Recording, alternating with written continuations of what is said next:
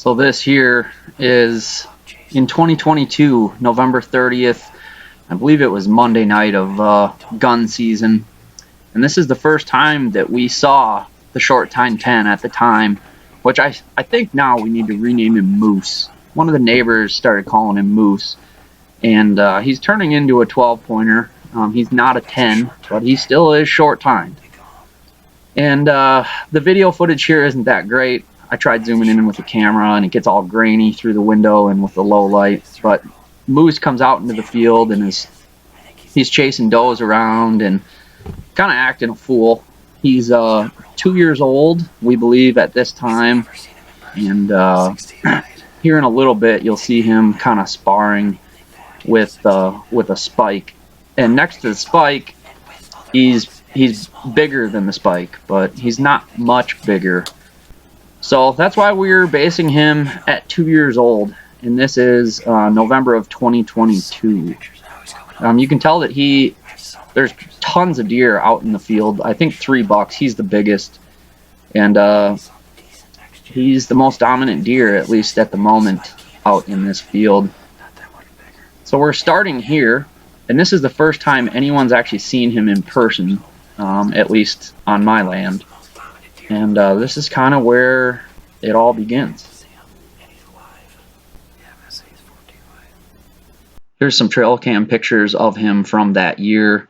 So I know that wasn't the best footage, but that was the first time that we had ever really encountered the short tine 10. And we believed him to be 2.5 years old at that time. And it was pretty cool to see him. He's been a homebody pretty much since then. Look at Willow, grab it. Okay. Your lucky shed hat worked. I didn't even realize it at the time, but this was the right side of the short tine 10 from the 2022 season, and pretty cool to have that history with this buck. It's a nice one. Good job, Willow. You got your shed. Oh, you doing the shed dance? Nice. And what is this, your lucky shed hunting hat? Yeah.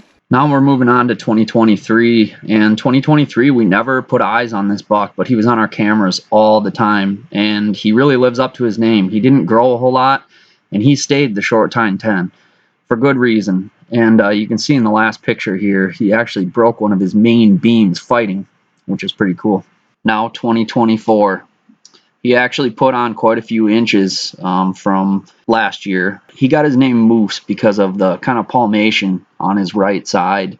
The neighbor named him Moose, and I think that's probably the best name for him at this point. He turned into a pretty big buck. He's got a big body. He's really fat, and just a cool buck.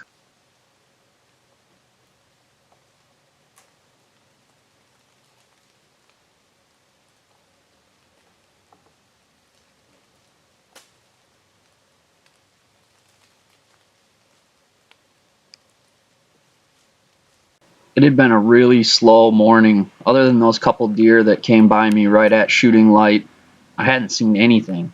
I'm sitting in the stand, it's about 9 a.m. and I hear a loud grunt behind me out in the field. I look up and turn the camera on and I see a big doe running towards me. She stops right in the middle of the field, and there's a very big framed buck all the way across the field. These are the only 2 deer I could see at the time. And I don't know what deer it is. I still don't. And the focus problems are kind of tough, but I keep my camera on autofocus because I am self-filming pretty much all the time. So it's hard for me to focus the camera. And when I'm going through these branches, I just can't get a good look at this buck.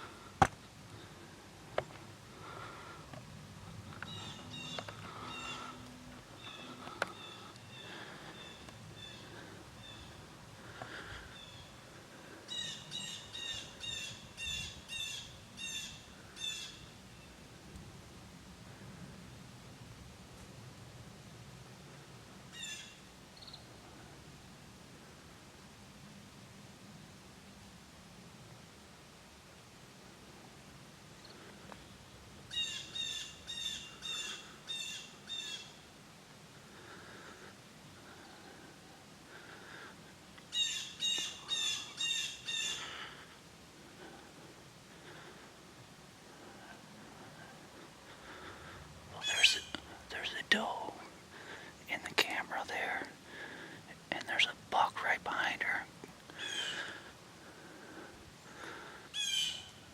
It looked like a pretty decent buck too. I don't see the buck anymore.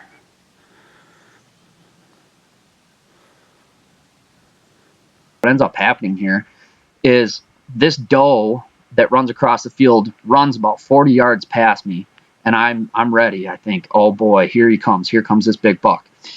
So I kind of reposition myself. The doe runs past me. I look back out to where the buck was, and I see another doe with that buck. And that buck ends up pushing the doe on the other side of the field back into the woods. And that's just kind of how it goes. There was two does running around out there, and the hot one did not come my way. But it's a good sign to see.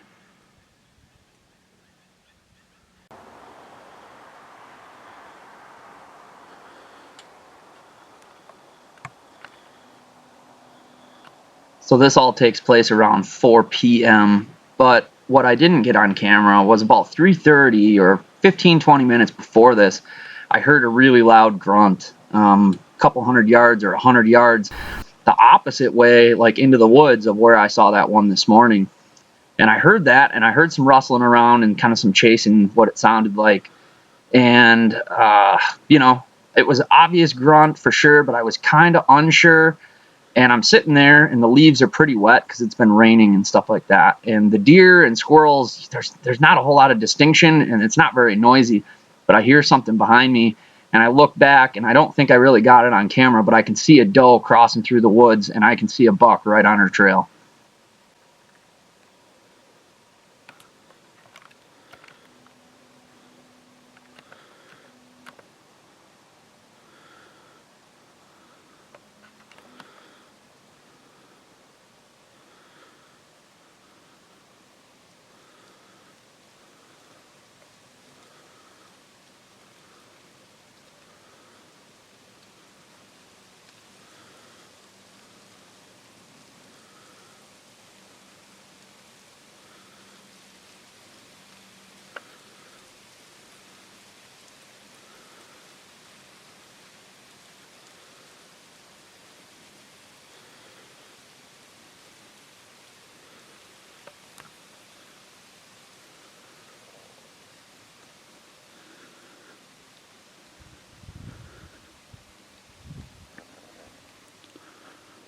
Well, she's hot. She just pissed. And there's a buck behind her, I'm pretty sure. I don't see the buck. I saw him a minute ago.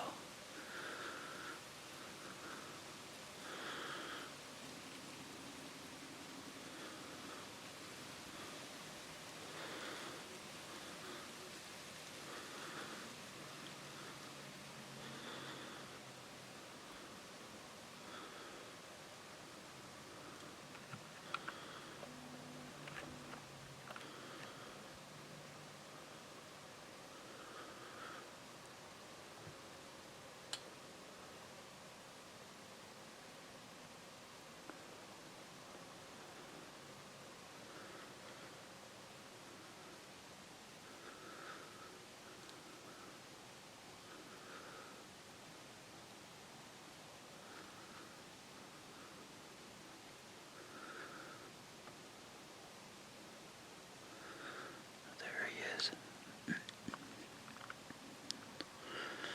Behind that tree right now.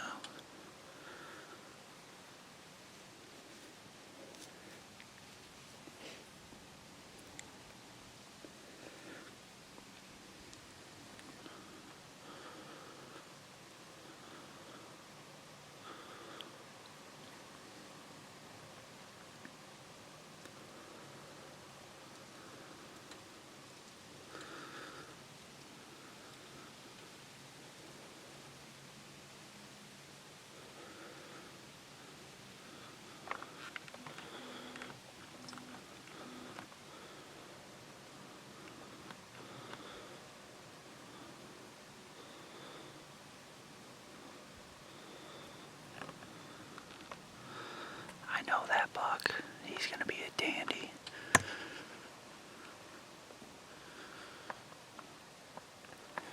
You see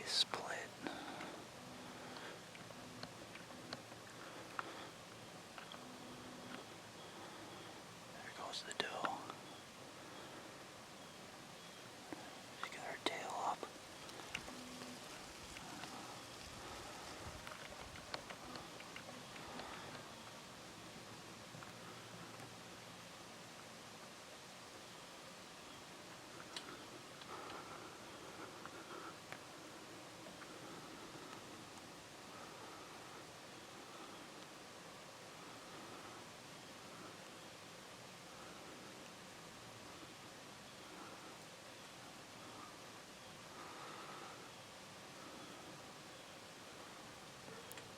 It's freaking cool.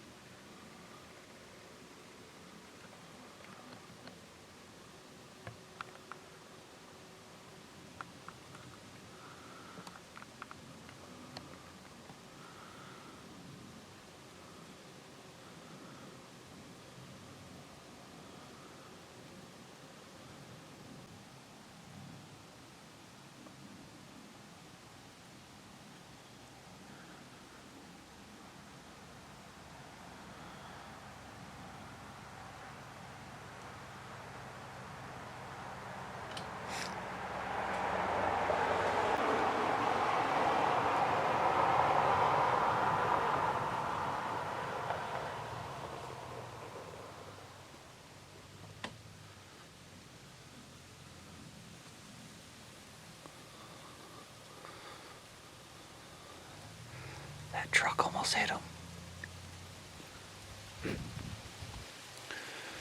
They must have been right on the road. He damn near squealed his tires stopping. Just running stupid. Didn't sound like That's pretty crazy. I don't know where the deer were at this time, but the guy who stopped in that truck, either he saw them and was just kind of looking at them, or one of them or both of them were in the road or in the ditch when he slowed down. But it didn't sound like he hit them, but just another kind of crazy thing to catch on camera. So that happens. They go across the road.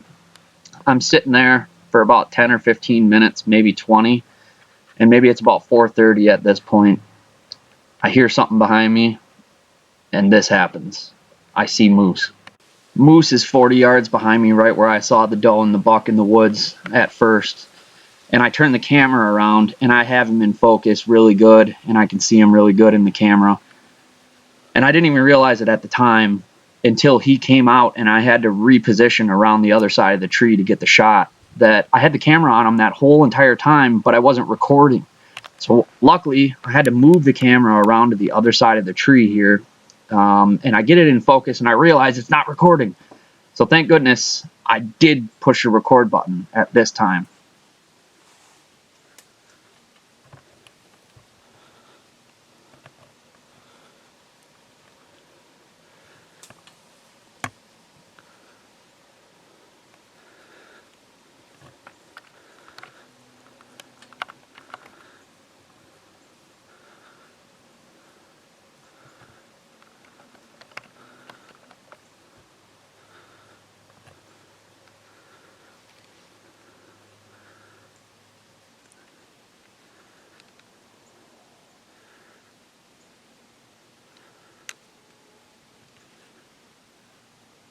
Matt.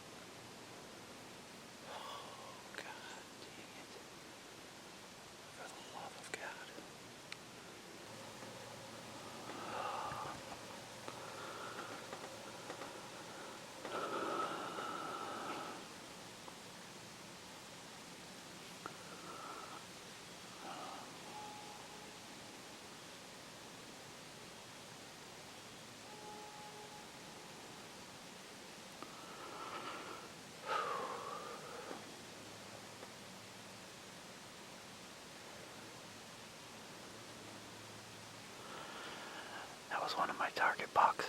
We call him the short tine 10. He came in right behind that doe and that other buck and did it perfect. I had him so dead. But with a crossbow, if your arrow isn't all the way in, your safety won't go off. And I thought I had my safety off, and it clicked. And he saw me. I pulled the trigger and nothing happened.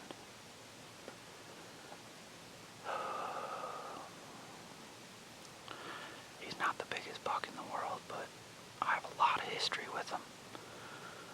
I got, let's see, I think the first time we named him, he was a 10-pointer at 2. And he's now like kind of a 12-pointer.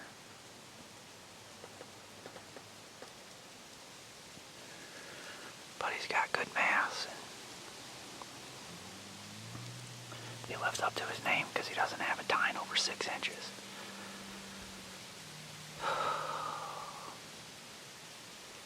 God.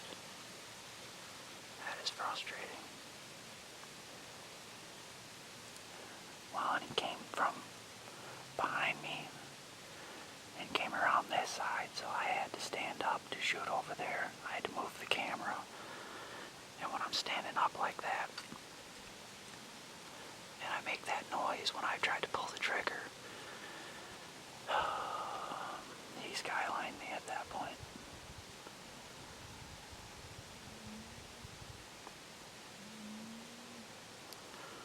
Whew. Wow. I can't say I've ever done that before. I've been busted, but not like that. I pulled the trigger and nothing happened, it just clicked. Whew. It's been an awesome day, though.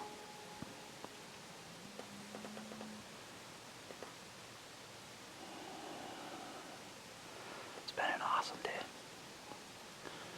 Grateful to be out here, be able to hunt big deer like I've been hunting this year. This year's been crazy. You guys have seen my hunts, and I've been really fortunate this year and passed some big deer. One deer that score way more than that one. But when you have a target and we're trying to shoot older deer, it just adds to the challenge. And then you have that happen and basically completely screwed it up.